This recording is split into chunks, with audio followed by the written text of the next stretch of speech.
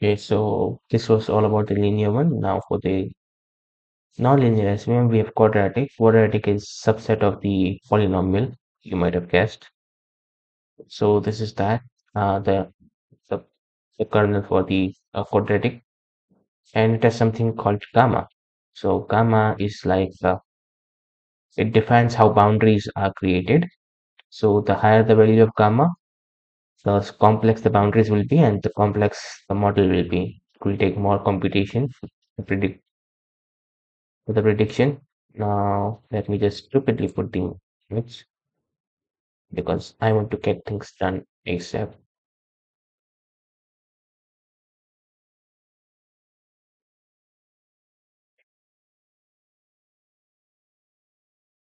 This is why I hate quadratic, because it's not the best way to represent polynomial here. Now the C is the bias factor. It will just shift the boundaries here and there. See? And as I told you, gamma is, let's see, 2. Gamma defines the shape, but the shape won't change in this case, no matter how much we try, because it's quadratic. Now for the other one, that is Gaussian or RBF, radial bias function, we can clearly get the boundary easily. Okay, so let's just get it 1. See? 2.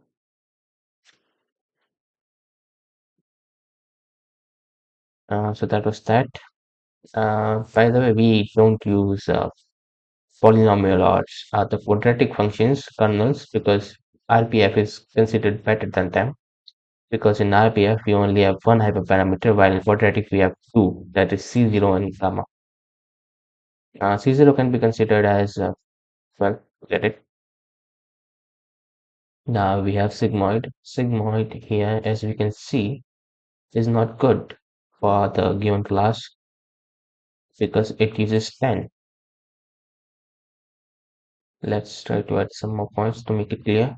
Oh, damn it. Okay, let me reset the points. So for 10 to work properly, we would have, wait, I need to do it again. We need to have something that works in the 10. So I'm thinking a little bit mathematically. So 10 would, it's a C curve on the both sides if you know how 10 really is. So I'm trying to make that here.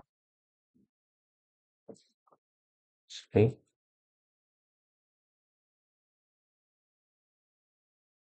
See. So I doubt that how it will work much, but yeah. Oh boy, this might take a while.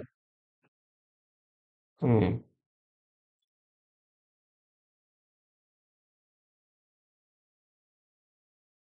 Hmm.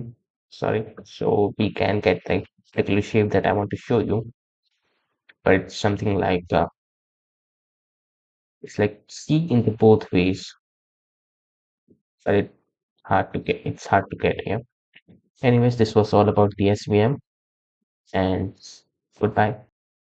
So greetings everyone. I'm back with another ML algorithm. Then this time it's SVM, support vector machines. So it's a supervised learning model. It can do both classification and regression.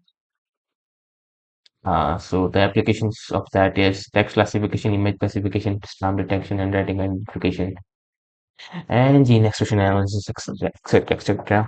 Anomaly detection, or we can say outlier detection.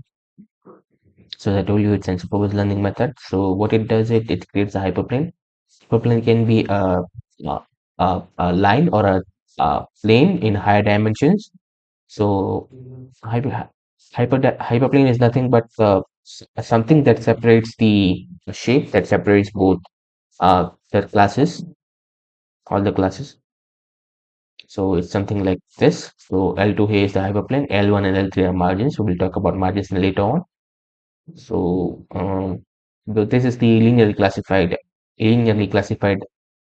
uh, uh, hyperplane. We do have non-linear classifiers also, we will see. So this is the data that cannot be classified linearly in 2D at least. But if we convert it into 3D and project it into 3D, and then we may be able to classify them. So this is how SVM does that. It projects the data into a higher dimension and then tries to separate them linearly. That's one way. Then these are the terminologies, the support vector terminologies. One is hyperplane. I told you it's a decision boundary or a line or a plane or a shape in higher dimensions. Then there are support vectors. Support vectors are nothing but data points that are nearest to the hyperplane. Then there is margin. Margin is the distance between support vectors and hyperplane. Then we have kernel. Kernel is the mathematical function used in SVM uh, uh, to project the data into higher dimension. There are many type of kernels you will see. Then there is hard margin and soft margin terminology. We don't want to bother about them much more. Then there is C. C is the parameter of regularization. So a higher value of C will impose a strict penalty for margin violations, while a smaller one might give you. So it's basically the bias factor, we can say. Higher the value, the less bias. The I said it wrongly. Higher the value, more bias, and vice versa. Then this is the mathematical computation. It's for the linear hyperplane. But we also have non-linear ones also, which are here. Linear, non-linear SVM. So the linear one we have seen here. In non-linear, there are mainly three types: polynomial, Gaussian, or RPF, or sigmoid. Over here, the polynomial are rarely used because we have Gaussian or RPF SVM. Now we can go straight into the simulation part. So here's the simulator. So the demo, I don't feel like it's a simulator because it doesn't have that thing.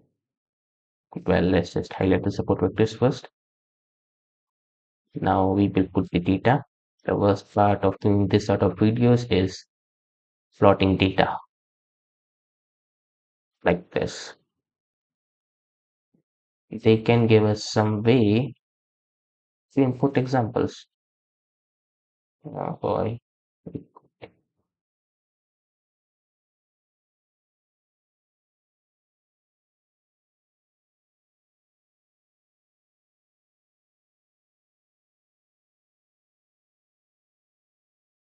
So the V we can new or V it's called new actually.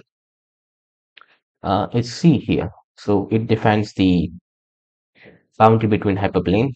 So larger the mu, the larger the boundary. Smaller the nu, smaller the boundary. Easy to understand. The mu is C. Again, I repeat, the nu is C only.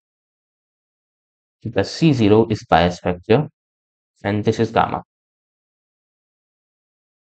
So this was nothing about the, wait, let me just reset this. This was all about the linear SVM. Now we have non-linear